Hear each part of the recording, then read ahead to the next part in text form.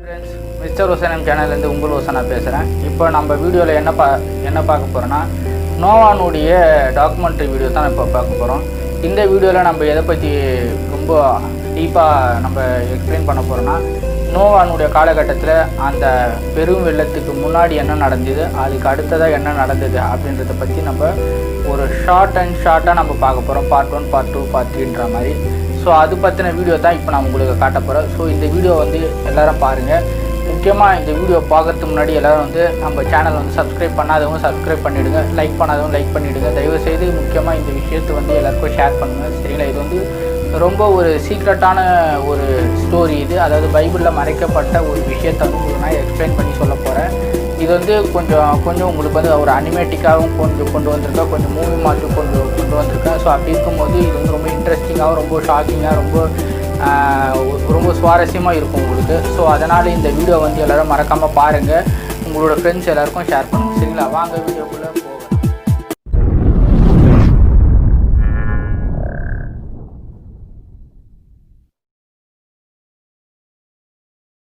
இப்போ நம்ம எதை பற்றி பார்க்குறோன்னா, நோவானுடைய காலகட்டத்தில் நடந்த அந்த பேரழிவு அப்படின்ற விஷயத்தை பற்றி இப்போ நம்ம பார்க்க போகிறோம். இந்த டேபுலர் காலத்தில் இப்போ நீங்கள் இந்த டைம்லைனில் பார்க்குறது என்ன விஷயம்னா, அந்த மழையினுடைய நீர்மட்டங்கள் எப்படி குறைஞ்சது, எப்போ அந்த மழை ஸ்டார்ட் ஆச்சு, அப்புறம் அந்த மழையினுடைய நீர்மட்டத்தினுடைய அளவு எந்த அளவுக்கு உயர்வாச்சு அப்படின்றத பற்றி இப்போ நம்ம பார்க்குறோம்.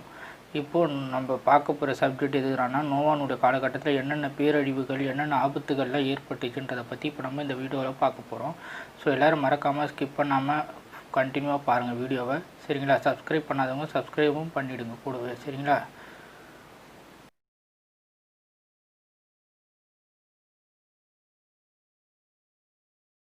ஆரம்ப காலத்தில் தேவன் மனுஷன் உருவாக்குனார். அந்த மனுஷன் வந்து பாவம் செய்யாத அவன் பரிசுத்தமாக வாழணுன்ட்டு எதிர்பார்த்தார். ஆனால் மனுஷனும் அந்த ஏதேன் தோட்டத்தில் இருந்து அந்த நன்மை தீமை அறியத்தக்க கனியை வந்து அவன் வந்து புசிக்கக்கூடாதுன்னு சொன்னார். ஆனால் நன்மை தீமை அறியத்தக்க கனியை வந்து ஆதாமும் ஏவாளும் வந்து புசித்ததுனால அவங்களுடைய வருங்கால சந்ததிகள் அனைவருமே வந்து நோய்வாய்ப்பட்டு அவதிக்குள்ளாக்கப்படுறாங்க.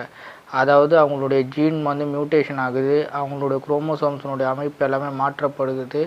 அதுக்கும் இல்லாமல் அந்த சாபத்தினால, அந்த பாவம் செஞ்ச சாபத்தினால அவங்களுக்கு வியாதிகள் உண்டாகுது, கொடூரமான நோய் கிருமிகள், கொடூரமான கேன்சர்கள், சொல்லி முடியாத அளவுக்கு ஸ்கின் டிசீஸ், அப்புறம் அவங்களுக்கு ரொம்ப அளவுக்கு அதிகமான துன்புறுத்தக்கூடிய ஒரு பயங்கரமான வியாதிகள் எல்லாமே உண்டாகுது. அதுவும் இல்லாமல் இவங்க இந்த பழத்தை சாப்பிட்டனால உலகத்தில் இருக்கிற மற்ற மிருக ஜீவன்கள் கூட ஒன்றோட ஒன்று சந்தோஷமாக அன்பாக இல்லாமல் எல்லா மிருகங்களும் வந்து ஒன்றோட ஒன்று வேட்டையாடி ஒன்றோட ஒன்று மாமிசம் உண்ணும்படிக்கு உருவாகுது அப்படின்ட்டு இப்போ நம்ம பார்க்குறோம். பிறகு தேவன் நோவாவை தேர்ந்தெடுக்கிறார் இந்த உலகத்தை காப்பாற்றுறது. அப்போ அவர் வந்து 51 அடி உயரத்துலேயும் 510 அடி நீளத்துலேயும் ஒரு பேழையை உண்டு பண்ண சொல்கிறார் தேவன். நோவாவும் அந்த பேழையை உண்டு பண்ணுறாரு. அதாவது தன்னுடைய சந்ததிகளை வந்து காப்பாற்றி எதிர்காலத்தில் வந்து எல்லாரையும் வந்து மீட்டெடுக்கணும் அப்படின்றதுக்காக தேவன் சொன்ன வார்த்தையின்படியே அவர் வந்து ஒரு பேழையை உண்டு பண்ணுறாரு. இப்போ இந்த பேழையினுடைய சைஸு இப்போ இன்றைய நவீன காலகட்டத்தில் பார்த்தீங்கன்னா இந்த பேழையினுடைய சைஸை காட்டிலும் மிகப்பெரிய ஷிப்பு எதுன்னு பார்த்தீங்கன்னா குயின் மேரி 2 அப்படின்ற ஒரு ஷிப்பு ஒன்று இருக்குது இப்போது இந்த நவீன காலகட்டத்தில். ரெண்டாவதாக பார்த்தீங்கன்னா டைட்டானிக் ஷிப்பும் வருது. மூன்றாவதாக நீங்கள் பார்த்தீங்கன்னா இன்னொரு ஷிப்பும் வருது. அந்த ஷிப்பினுடைய பேர் வந்து யோமிங் அப்படின்ற ஷிப் வருது. இப்போது இந்த 3 ஷிப்புக்கு அடுத்ததாக பார்த்தீங்கன்னா நம்மளோட நோவானுடைய பேழை பார்த்தீங்கன்னா 510 அடி நீளத்துக்கு இருக்குது. பாருங்கள், அதாவது ரொம்ப அந்த காலத்திலே இவ்வளோ நீளத்துக்கு உருவாக்கியிருக்காரு நோவா. இப்போ பார்த்தீங்கன்னா நோவானுடைய அந்த அழிவினுடைய நேரத்தில் பூமி அதிர்ச்சி வந்து கடல் வந்து பிளக்குது, ஒரு மிகப்பெரிய அலை வந்து வருது, அதுக்கப்புறம் வந்து சுனாமி மாதிரி வருது. பிறகு நட்சத்திரங்கள் கூட மோட்சத்திலிருந்து வந்து விழுது பூமி மேலே. இந்த நட்சத்திரங்கள் விழுறதுனால கூட டைனோசர்கள் எல்லாமே வந்து அழிஞ்சு. இப்போ பார்த்தீங்கன்னா இந்த வீடியோவில் எனக்கு பின்னாடி ஓடுற இந்த ஸ்க்ரீனில் உங்களுக்கு தெரியும், பூமியில் ரொம்ப இக்கட்டான சூழ்நிலையில் இருக்குது இந்த நோவானுடைய டைமிங்கில். ஸோ அது மட்டும் இல்லாமல் இந்த நோவானுடைய பேழை வந்து ரொம்ப அபாயகரமான விஷயத்துலையும் இது இருக்குது அப்படின்ட்டு இப்போ நீங்கள் பார்க்குறீங்க. ஸோ இந்த நோவானுடைய காலகட்டத்தில் எவ்வளோ ஒரு பயங்கரமான பேராபத்துகள் நிகழ்துன்றதும் இப்போ நீங்கள் இந்த வீடியோவில் பார்த்துட்ருக்கீங்க. இன்னொரு விஷயம் என்னென்னு பார்த்தீங்கன்னா, பூமியினுடைய டெக்னாலஜிலாம் வந்து எல்லாமே வந்து இடக்கூடமாக ஓப்பன் ஆகுது, எல்லாமே வந்து பிறந்து நகர்ந்துட்டு இருக்குது, உள்ளே இருக்கக்கூடிய லாபாக்கள் எல்லாமே வந்து வெளியே ரைஸ் ஆகிட்டு இருக்குது அப்படின்றதையும் இப்போ நீங்கள் இந்த வீடியோவில் பார்த்துட்ருக்கீங்க. ஸோ இந்த மாதிரி தான் நோவானுடைய காலகட்டத்தில் ரொம்ப பிரம்மாண்டமாக நாள் இருக்கும் அப்படின்றது இப்போ நான் உங்களுக்கு இந்த வீடியோவில் உங்களுக்கு நான் காட்டுறேன். சரிங்களா?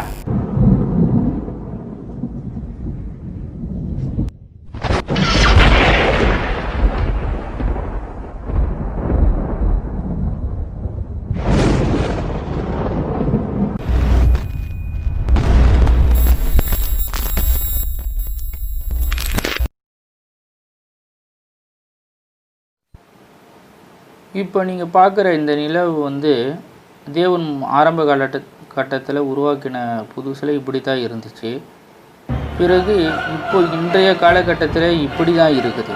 ஏன் இப்படி மாறிச்சு அப்படின்னு நீங்கள் கேட்டிங்கன்னா, இந்த நிலவு வந்து ஆரம்ப காலகட்டத்தில் தேவன் வந்து இந்த நோவானுடைய பேரழிவு காரணத்தினால தேவன் வந்து இந்த மழைங்களையும் எரிக்கற்களையும் பூமி மேலே மோத செய்தார்.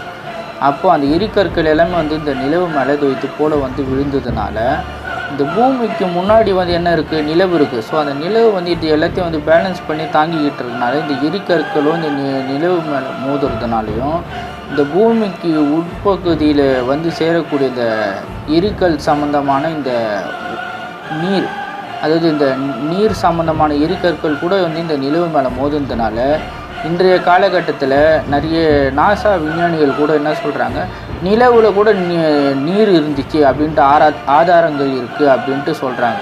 ஸோ இந்த ஆதாரங்கள் எல்லாமே பார்த்தீங்கன்னா வந்து நோவா காலத்தில் இந்த ஃப்ளட் வரத்துக்கு முன்னாடி தேவன் வந்து நீர் கூட பூமி மேலே வந்து இப்போ மழை மாதிரி பொழிய செய்தார். அப்படி வரும்போது அந்த நீர் துளிகள் கூட எல்லாமே வந்து இந்த நிலவு மேலே பட்டதுனாலையும் அந்த எரிக்கற்கள் எல்லாமே நிலவு மேலே பட்டதுனாலையும் இது போன்ற மிகப்பெரிய ஆழமான பிரம்மாண்டமான பெரும் பள்ளங்களும் குழிகளும் தோன்றி அந்த நிலவு உட்பகுதியிலையும் மேற்பகுதியிலையும் வந்து பார்த்தீங்கன்னா நீர்த்துளிகளினுடைய ஆதாரங்களும் கூட இருக்குது அப்படின்ட்டு இப்போ நம்ம பார்க்குறோம். சரிங்களா? இப்போ நீங்கள் இந்த எல்லா ஆதாரங்களையும் வந்து நம்பணும் அப்படின்ட்டு நினச்சிங்கன்னா இந்த வீடியோவில் இன்னொரு இடத்தையும் நான் காட்டுறேன். இன்னொரு விஷயத்தையும் நாசா விஞ்ஞானிகள் வந்து அப்போது அனுப்புன அந்த நீல் ஆம்ஸ்ட்ராங்ன்றவர் சாம்பிள் கொண்டு வந்தார் நிலவுலேருந்து. அந்த சாம்பிளில் கூட வந்து வாட்டர் ட்ராப்ஸும் அதுக்கப்புறம் வந்து எரிக்கற்களினுடைய ஆதாரங்களும் இதில் இருந்துச்சுன்ட்டு பார்க்குறாங்க. இந்த அழிவுக்கு பிறகு தான் வந்து இந்த நோவா ஃப்ளட்டுக்கு அப்புறம் வந்து ஐசேஜ் கூட உருவாச்சு அப்படின்றதையும் நம்ம பார்க்குறோம். இந்த ஐசேஜ்ன்ற காலகட்டத்தில் கூட எப்படின்னா, பூமி முழுக்க வெப்பமயமாகுதல் ஆனதுனால பூமி முழுக்கவும் வந்து ஐஸும் வந்து ஃபுல் அண்ட் ஃபுல் கவர் ஆகிடுச்சு அப்படின்றதையும் இப்போ நம்ம பாருங்கள். இந்த நார்வே அப்புறம் இந்த அண்டார்டிக் ஆர்டிக் பகுதிகளில் பார்த்தீங்கன்னா முக்கியமான இடம் இந்த நோவா ஃப்ளட்டில் அழிஞ்சு போன உயிரினங்கள் எல்லாமே வந்து ஃபாசிலாகி கிடக்குதுன்றதையும் இப்போ நம்ம பார்க்குறோம். இந்த குறிப்பிட்ட இடத்துல பார்த்தீங்கன்னா ஒரு மிகப்பெரிய பிரம்மாண்டமான ராட்சச உயிரினங்கள் அப்புறம் இந்த டைனோசர்கள் இது எல்லாமே வந்து அந்த இடத்துல இருந்திருக்கு ஃபாசிலாகி. இதில் இன்றைக்கு வரைக்கும் கண்டுபிடிக்கப்பட்ட மிருகங்களுடைய உயிரினங்களுடைய ஃபாசிலை தான் படிவங்களை தான் இப்போ நாங்கள் வந்து உங்களுக்கு இந்த லிஸ்ட்டு மூலமாக காட்டுறோம். சரிங்களா? அது மட்டும் இல்லை ஃப்ரெண்ட்ஸ், இப்போ பார்த்தீங்கன்னா இதில் குறிப்பிட்ட இந்த மார்க்கிங் பண்ணியிருக்க உயிரினங்கள் கூட இந்த இடத்துல தான் கிடச்சிருக்கு. எல்லாமே வந்து இந்த ஐலாண்ட் சைடில் தான் கிடச்சிருக்கு. இந்த எலிஸ்மேர் ஐலாண்ட் அப்படின்ற இடத்துல கிடச்சிருக்கு. சரிங்களா? அது மட்டும் இல்லை, இந்த அண்டார்டிக் ஆர்டிக் பகுதிகளில் தான் வந்து அளவுக்கு அதிகமாக வந்து இந்த ராட்சச உயிரினங்கள், அதாவது இந்த ஜெயண்ட் கேமல்னு சொல்லக்கூடிய உயிரினங்கள் கூட அங்கே தான் இருந்திருக்கு, வாழ்ந்திருக்கு. நோவா காலகட்டத்தில் நிறைய படிமங்கள் எல்லாமே வந்து அங்கே தான் இருக்குது. இதில் சொல்லப்போனால் இந்த நிறைய வினோதமான உயிரினங்களுடைய படிமங்கள் கூட அங்கே தான் நிறைய இருக்குது அப்படின்றத நம்ம பார்க்குறோம். இப்போ உங்களுக்கு நான் நல்ல எவிடன்ஸோடு இப்போ நான் உங்களுக்கு காட்டுறேன் பாருங்கள். பார்த்தீங்கன்னா இந்த இன்னொரு வீடியோலையும் உங்களுக்கு இது கூட அட்டாச் பண்ணி உங்களுக்கு காட்டியிருக்கேன். அது என்னென்னு பார்த்தீங்கன்னா, இந்த நோவானுடைய ஃப்ளட்லேருந்து இந்த அழிஞ்சு போன இந்த அடர்ந்த காடுங்க, இந்த மரக்கட்டைங்க இது எல்லாமே எங்கே இருக்குதுன்னு பார்த்தீங்கன்னா எல்லாமே நார்வேனுடைய சைட்லேயும் ஆர்டிக் சைட்லேயும் தான் இப்போ நீங்கள் பார்க்குறீங்க. ஸோ இப்போது நீங்கள் பார்த்துட்டு இருக்க இன்னொரு ஃபோட்டோகிராஃபிலையும் இன்னொரு ஃபுட்டேஜ்லையும் உங்களுக்கு நான் காட்டுறேன். எவ்வளோ டன் அண்ட் டன்ஸ் கணக்கான ஒரு மரக்கட்டைகள் எல்லாமே வந்து ஃபாசில் ஆகி ஒரு இடத்துல ஒதுங்கி கரை ஒதுங்கி கிடக்குதுன்றது இப்போ நீங்கள் பார்க்குறீங்க. சரிங்களா?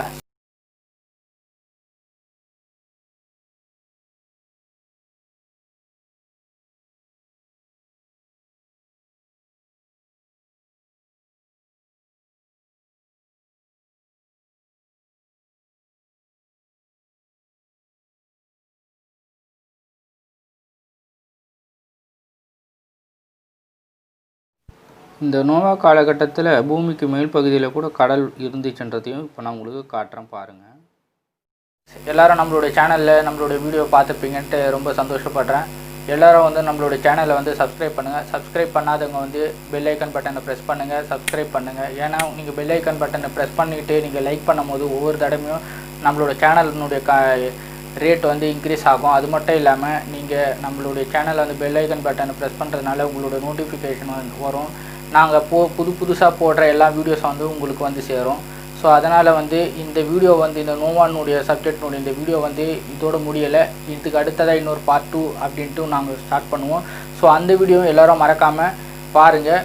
உங்களுக்காக இந்த ஹோசன்னா வந்து ஒரு மிகப்பெரிய டாக்குமெண்ட்ரி விஷயத்தை வந்து, அதாவது இது வரைக்கும் உலகத்தில் மறைக்கப்பட்ட ரகசியங்கள் எல்லாமே வந்து உடைக்கப்படும், கட்டவிழ்க்கப்படும். சரிங்களா? ஸோ நம்மளுடைய வீடியோ வந்து எல்லோரும் மறக்காமல் கண்டினியூஸாக பாருங்கள். சரிங்களா? ஓகே ஃப்ரெண்ட்ஸ், பாய்.